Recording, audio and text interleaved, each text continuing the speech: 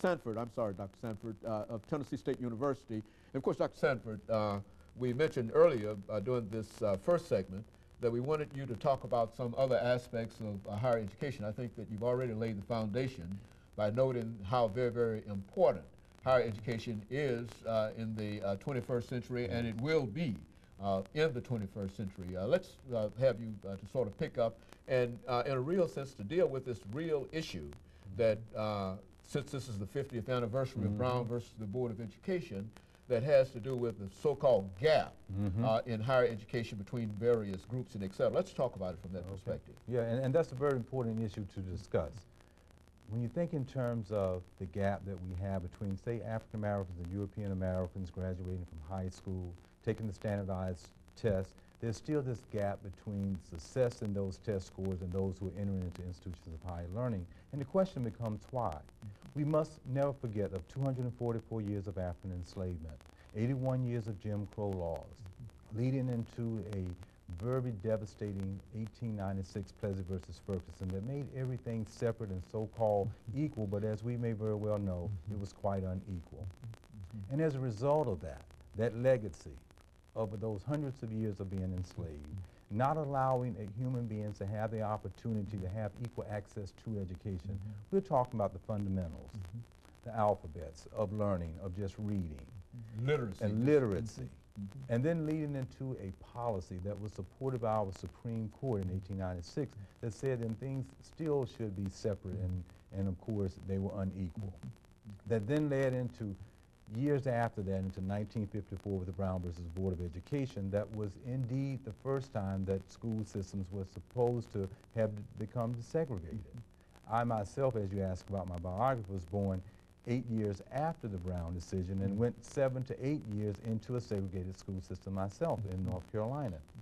So when you think in terms of this gap, there has to be some idea, some notion, if you will, about that legacy that has persisted for such a long time and still continues today when you think in terms of discrimination and racism. So that causes this gap when we think about it in a real sense, and we have to give some very strong consideration to that as far as higher education is concerned. And if we can consider that, I think we can make some breakthroughs, if you will, into closing that gap within scores on the SATs, within the certain types of classes that students might take to prepare them for higher education, but more so than anything else, as far as parents' involvement in understanding that legacy as well. Dr. John Ogbu, a noted social psychologist, speaks in terms of how we need to be familiar with this phenomenon, particularly within the African American community, so that we can bridge that gap between that legacy of what has happened in the past and then try to bridge it into doing better in the 21st century. Dr. Sanford, you know that people have talked about this gap and they've talked about essentially this legacy that you're talking about.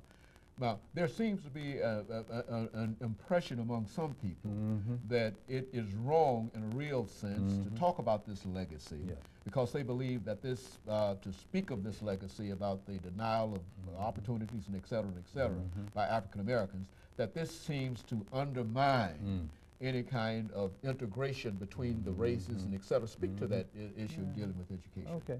Well, there are two pieces I would like to just cite. Dr. Gordon Allport, in his classic piece entitled The Nature of Prejudice, he indicates in there that we have to understand this legacy, this history, in order for us to come to the table and have a true dialogue about it.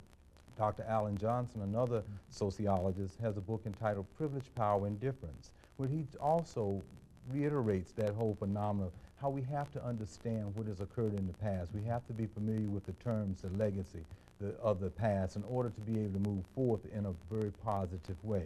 We can't act as if we are oblivious to what happened in the past and everything out of osmosis is just going to get better and everything is just going to be real smooth for the 21st century in higher education. So by understanding it, I think educators can come to grips with it. And that coming to grips with it means that we have to have a curriculum, some sensitivity to ethnic diversity, some sensitivity to how we should go about having classes. And that's why I think the Historical African American University is still so important as we move into this 21st century, particularly places like Tennessee State University, Fisk University, you know, Jackson State University, North Carolina Central, Howard University, Lincoln University, all of these schools and many more still have this as a primary mission within their curriculum to try to help students to do better and prepare them, as we all know, for all levels of not only education but specializations. You know, let's talk about these historical black colleges by giving our audience, before we have our second commercial break, 2 or 3 minutes, for some information relative to these institutions themselves and how these institutions came into being. Okay, these are very important institutions, and as I gave you that legacy of enslavement, coming out of that, when there were no schools, no institutions of higher education that were quote-unquote European American would allow people of African descent to attend them. So as a result of that, missionaries in many instances were very important in coming into the Deep South and understanding the importance of having institutions of higher learning there, started to found some of these institutions. For instance, right here in this particular state, Fisk University was founded in that way. And of course, the Jubilee Singers were very instrumental in trying to get resources and monies available so it could stay open, and many people went there.